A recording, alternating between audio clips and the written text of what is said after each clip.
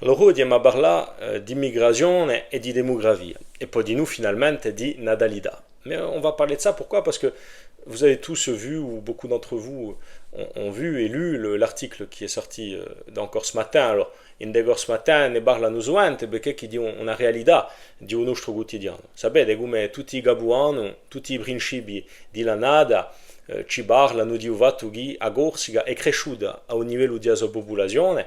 Alors la Corse augmente tous les ans et sans cesse de population, alors qu'elle a le taux de natalité le plus bas de France. En France, globalement, il me semble que la France est à 1,8, quelque chose comme ça. La Corse est à 1,2. Et attention, on compte l'intégralité de la population. Si on comptait que les Corses d'origine, on serait certainement en dessous d'un. Enfin, on est en train de vivre un véritable hiver démographique. C'est un cataclysme. Alors, la question à se poser, c'est est-ce que c'est nouveau? Ben non, en fait, pas du tout. Mais alors pourquoi on en parle si peu depuis 50 ans? Et je dis on, je parle en tant que nationaliste. Même en tant que nationaliste, aujourd'hui en rupture de banc et en pleine réforme idéologique opposée à la quasi-totalité du champ politique nationaliste qui est dominé par la gauche, il n'en reste pas moins qu'on a cet héritage aussi et une partie de ses responsabilités. Alors le nationalisme ne parle pas de natalité depuis 50 ans. Mais pourquoi? Parce qu'il parle de communauté de destin. C'est globalement, on a fait croire aux Corses que le problème du renouvellement de notre peuple devait passer par l'intégration systématique de tous ceux qui arrivent. Mais je veux bien, dans une certaine mesure, parce qu'on n'intègre pas 2% de la population comme on en intègre 30 ou 40. Aujourd'hui, dans une Corse où la moitié de la population n'est plus autochtone, c'est un véritable mythe. C'est un fantasme que de parler d'intégration possible. Elle est possible pour quelques individus, comme ça a toujours été le cas dans l'histoire des hommes. C'est impossible lorsqu'on parle de masse. Mais quand on en revient à notre sujet initial, pourquoi le nationalisme corse ne parle pas de natalité depuis 50 ans? Précisément parce qu'il s'est soumis à un logiciel de gauche qui lui impose la lecture selon laquelle finalement le renouvellement du peuple corse ne dépendrait que de l'assimilationnisme, mais finalement qui est un assimilationnisme républicain à la française, qui, ma foi, n'a pas donné des résultats très probants en France, c'est le moins qu'on puisse dire, qui est en capacité de prétendre qu'il donnera de meilleurs résultats en Corse, avec encore une fois un taux de natalité encore plus bas que dans le reste de la France. Mais c'est plutôt inexact ce que je dis, parce qu'en vérité, le nationalisme corse évoquait la question de la natalité avant la communauté de destin. Je vais vous faire écouter cet extrait, vous allez reconnaître la personne qui parle, et cette personne parle en 1975 à la veille d'Aléria.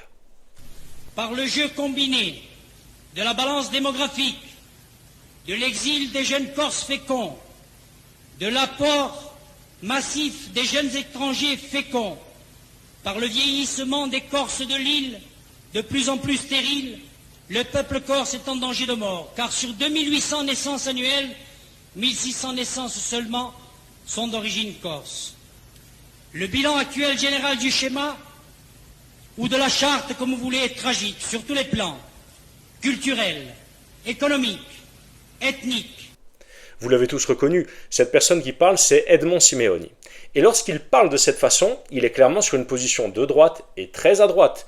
C'est 12 ans avant la communauté de destin, 12 ans avant que le nationalisme ne soit pollué par cette idéologie républicaine de gauche française qui consiste à ignorer des réalités historiques toutes simples, qui aujourd'hui sont encore la norme dans le monde entier, c'est-à-dire qu'un peuple, c'est essentiellement une réalité humaine et historique, attachée à un territoire, à des pratiques et à des familles qui le constituent. Alors lorsqu'il parle d'enfants, de naissance corse, c'est certainement pas une logique, je dirais, de gauche républicaine basée sur la libre adhésion aux valeurs de la Corse. Non, non, non. On est corse dès la naissance, ou on ne l'est pas. Bon.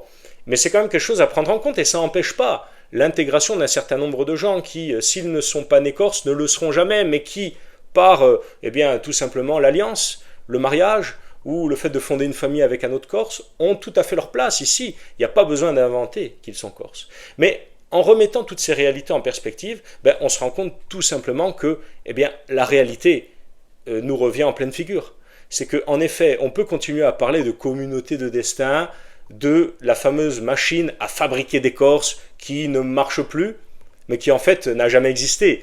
Parce que la seule machine à fabriquer des Corses, si tant est qu'on fabrique des Corses, on ne les fabrique pas, on les engendre, eh ben c'est la famille.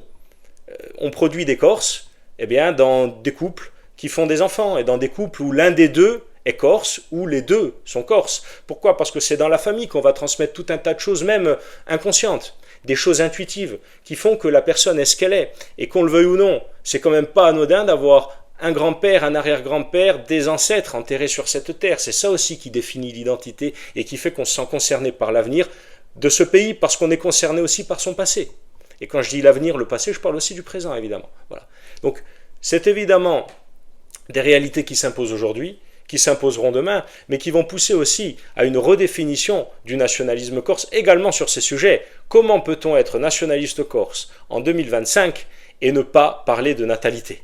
Et dès lors qu'on parle de natalité, eh bien ça veut dire qu'on abandonne tous ces concepts gauchisants et républicains à la française et qu'on revient sur une définition logique du peuple corse, c'est-à-dire comme le disait Denis Lugiani il y a une dizaine d'années, et comme le disait Edmond Simeoni dans le discours qu'on vient d'évoquer, et comme le disent tous les nationalistes du monde dans tous les pays, eh bien c'est que tout peuple repose avant toute chose sur une réalité ethnoculturelle qu'il s'agit de défendre.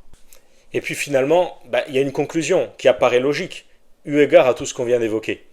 C'est qu'il faut arrêter, dès lors qu'on est un nationaliste corse, conscient de ces enjeux-là, de s'allier à la gauche et à l'extrême gauche, qui se battent précisément contre toutes les solutions qui pourraient être apportées au sujet qu'on vient d'évoquer. L'extrême gauche considère le natalisme comme le nazisme et considère l'immigration comme la seule voie à emprunter pour l'avenir de l'Europe occidentale.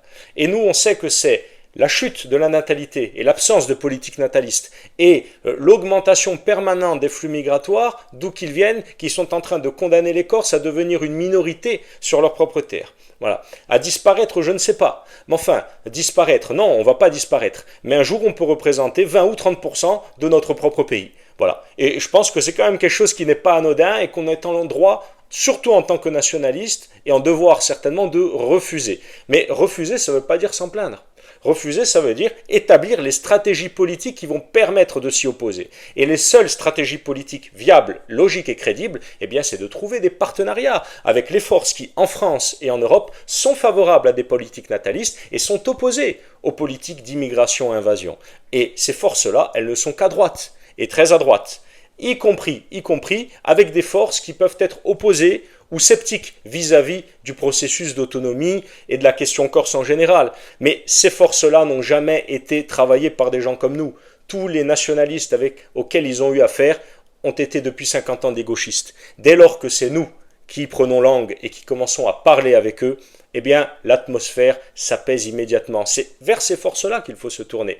Ou alors, il faudra accepter la disparition, mais en tant que nationaliste, c'est quelque chose à laquelle on ne peut certainement pas se résoudre.